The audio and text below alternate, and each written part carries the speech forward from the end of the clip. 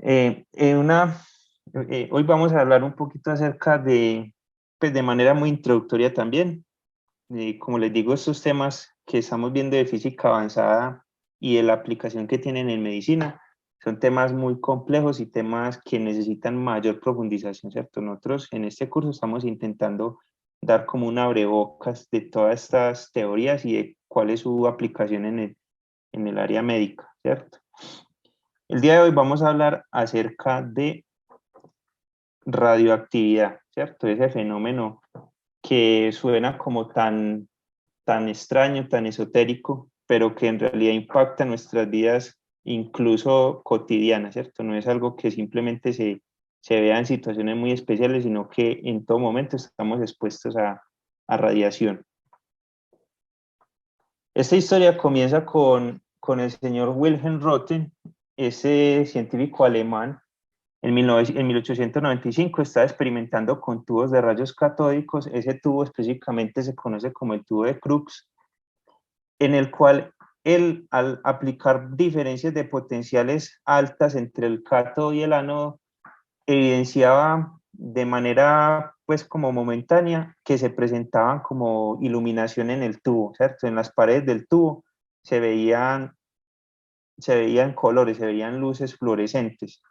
Entonces él, digamos que empezó como a indagar cuál era la posible razón de eso. Pero algo más interesante que eso era que a pesar de que cubriera el tubo con algún elemento que de pronto evitara el paso de la luz visible, él observaba que había un tipo de radiación que todavía cruzaba el tubo. Podía detectar que había radiación proveniente del, del tubo, así cubriera ese tubo con materiales no transparentes. A ese tipo de radiación él le dio el nombre de rayos X, debido a que era una radiación que no tenía idea de qué era, ¿cierto? Eran unos rayos luminosos que no tenía, que eran desconocidos para él, y le dio el nombre de X por el nombre, por la incógnita X que es tan comúnmente usada en matemáticas, ¿cierto? Que casi que todas las ecuaciones, la variable más utilizada es la X. Él empezó a experimentar con estos rayos de luz que atravesaban el papel y empezó a darse cuenta que también eran capaces de atravesar tejidos biológicos como la piel, la sangre, pero que tejidos de mayor densidad como los huesos no era posible traspasarlos.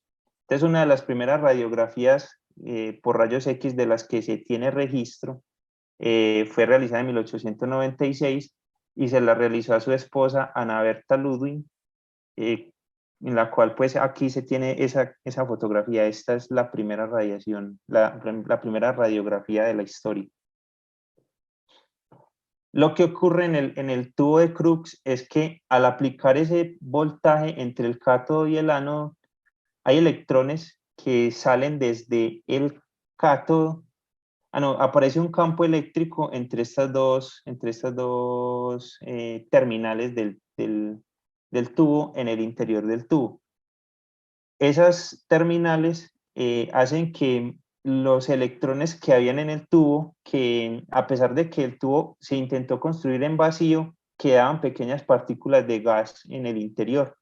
Entonces los electrones libres en el interior de ese gas se aceleraban rápidamente desde el cátodo, pero cuando llegaban al ánodo había un cambio en la dirección del movimiento del electrón, y ese movimiento, ese cambio en la dirección hacía que el electrón se desacelerara rápidamente y perdiera energía, pero esa energía la cedía al medio en forma de fotón, ¿cierto? Entonces miren que esto igualmente está relacionado con lo que hemos estado mirando durante todas estas clases, ¿cierto? Que la energía la energía está relacionada con la radiación electromagnética, ¿cierto? Con la frecuencia con la que se emiten fotones desde las partículas subatómicas. Entonces, este electrón que perdía energía cedía esa energía en forma de fotón a una frecuencia, a una longitud de onda específica. A esa longitud de onda o a esa onda electromagnética compuesta por esos fotones se le dio el nombre de rayos X. Siguiendo la idea pues de esta radiación que podía atravesar tejidos biológicos, llegó Henri Becquerel, un científico francés, y empezó a observar fenómenos similares, pero ya no provenientes desde tubos catódicos con altos voltajes, sino que habían minerales que producían efectos similares, ¿cierto? Entonces él tenía, no sé de dónde lo sacó, la verdad eso no lo he indagado bien, pero tenía una piedra de uranio en la cual en el fondo de la pared de su casa, en donde tenía pues ciertos papeles fotosensibles, empezó a observar que se presentaba como una especie de manchón en ese papel debido a la presencia del mineral. Entonces él empezó a experimentar con ese fenómeno que estaba viendo. Él intentó explicarlo desde el punto de vista de lo que había observado Röntgen. Pero encontró una diferencia, que lo que observaba con los rayos X producidos por el tubo de Crookes era una radiación que al interactuar con campos magnéticos externos no sufría ninguna perturbación, ¿cierto? O sea, la radiación proveniente de los rayos X era una onda electromagnética que no interactuaba con el campo magnético producido por los imanes, entonces no veía ningún cambio. En cambio, la radiación producida por el uranio, por el material, por ese mineral que tenía en su laboratorio, sí experimentaba cambios cuando esta radiación pasaba por un campo magnético, ¿cierto? Entonces, él observaba que la dirección de los rayos provenientes del uranio sí sufrían una deflectación en la trayectoria que seguían. Entonces, eso ya le pareció un poquito más extraño porque cómo era posible que habían dos tipos de radiación, una electromagnética y otra proveniente pues, de este tipo de minerales y que tenían propiedades diferentes. Fue entonces cuando apareció Marie Curie, la científica, una de las mujeres más famosas en la ciencia, pues en la historia de la ciencia, que empezó a investigar acerca de las propiedades que tenían algunos de esos materiales y fue pues la pionera en plantear lo que fue la teoría de la radioactividad, ¿cierto? Que planteó que habían algunos átomos, algunos materiales que se descomponían de forma natural y provocaban la emisión de rayos o la emisión de radiación desde esa pérdida de energía, esa descomposición que sufrían los materiales. Descubrió el torio y el polonio como elementos radioactivos. Fue de las primeras en utilizar estos descubrimientos científicos que había logrado en el área médica. Ella, en la época de la guerra, se iba con sus máquinas de radiación a hacer la evaluación médica de los soldados que estaban heridos en batalla. Entonces ella sacaba radiografías de los soldados. Pues ya sabemos que, digamos que esta práctica provocaba algunos problemas y pues a ella la llevó a la muerte debido a los grandes niveles de radiación que recibió por esta investigación, pero gracias a ella pues se pudo descubrir como este tipo de radiaciones y las aplicaciones que tenía tanto en el área médica como en el área científica, ¿cierto? En el área industrial también. Fue ganadora de 2 premios Nobel, uno en física y otro en química, uno compartido con su esposo y el otro compartido con Becquerel. Eh, bueno, eso era como lo que tenía que mencionar de ella.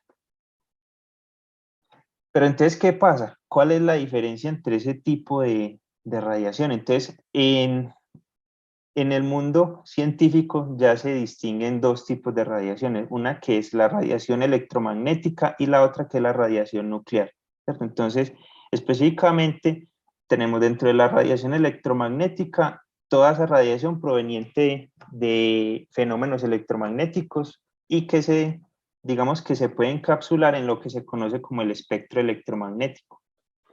El espectro electromagnético encapsula unas radiaciones a las cuales se les ha dado los nombres a través de la historia y que, digamos, que definen la cantidad de energía que esta radiación tiene, ¿cierto? Recuerden que la energía está relacionada con la frecuencia a la cual viajan los fotones, perdón, la frecuencia en la cual tienen esos fotones que llevan la onda electromagnética o el haz de luz. Entonces tenemos, digamos que radiación electromagnética por para las líneas de transmisión. Esto, ya no me acuerdo de las siglas, perdón muchachos, yo se les estoy viendo esta información. ELF y BLF, no me acuerdo. Ah, no. Ese es Very Low Frequency, extremely Low Frequency, frecuencia extremadamente baja, frecuencia muy baja y frecuencia baja. Sí, eso era lo que significaba, perdón. Entonces, tenemos en esta parte radiaciones de baja frecuencia. Tenemos la radiofrecuencia que tiene aplicaciones en radio, en televisión, en antenas de comunicaciones para los celulares. Luego viene las microondas, que son radiaciones electromagnéticas con más alta frecuencia. Lo mismo que de las antenas de transmisión.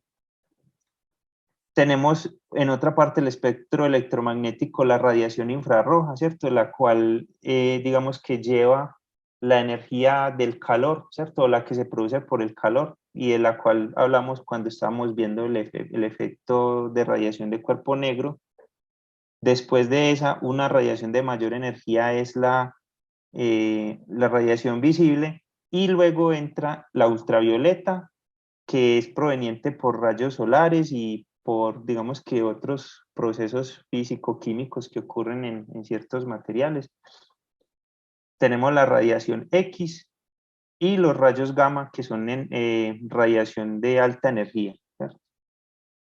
Entonces, dentro del espectro electromagnético hay que identificar dos zonas de seguridad, ¿cierto? O dos zonas de la radiación. Esta radiación se dividió en una radiación no ionizante y una radiación ionizante, ¿cierto? Entonces, las radiaciones de alta energía, como la ultravioleta, parte del ultravioleta, rayos X y los rayos gamma, se consideran radiaciones ionizantes y son extremadamente peligrosos para, digamos que para el cuerpo humano, ¿cierto? Hay otras radiaciones que son no ionizantes y son más seguras, sin embargo, bajo ciertas condiciones y a diferentes intensidades, también pueden llegar a ser peligrosas, ¿cierto? Por ejemplo, las de microondas. El problema con las de microondas es que cuando se expone uno a la radiación de microondas, empieza a hacer vibrar de manera drástica la estructura atómica de los materiales y hace que esa vibración produzca fricción en el compuesto material y produzca calentamiento, ¿cierto? Es por eso que en el interior de los microondas se calientan los alimentos. Específicamente es más propensa a interactuar con la molécula de agua porque entra como en resonancia con esta molécula y permite que las vibraciones sean de mayor energía, ¿cierto? Pero en el caso de las radiaciones ionizantes, el problema de las radiaciones ionizantes es que tienen la capacidad de arrancar electrones de la estructura atómica, ¿cierto? Como lo que habíamos hablado en la clase anterior, que llevan la energía, llevan una frecuencia tal que tienen la energía suficiente de entrar hasta la estructura atómica, darle esa energía a los electrones y sacar esos electrones del átomo. Entonces, cuando ya un electrón sale del átomo, el átomo queda ionizado, queda con una carga, sea positiva o negativa, ya que ese electrón que salió puede entrar en otro átomo y volverlo electrónicamente negativo. Entonces, se le conoce ionizante, es por eso, porque tiene la capacidad de arrancar cargas eléctricas de los átomos y cambiar su estado de carga eléctrica, ¿cierto? Lo ioniza.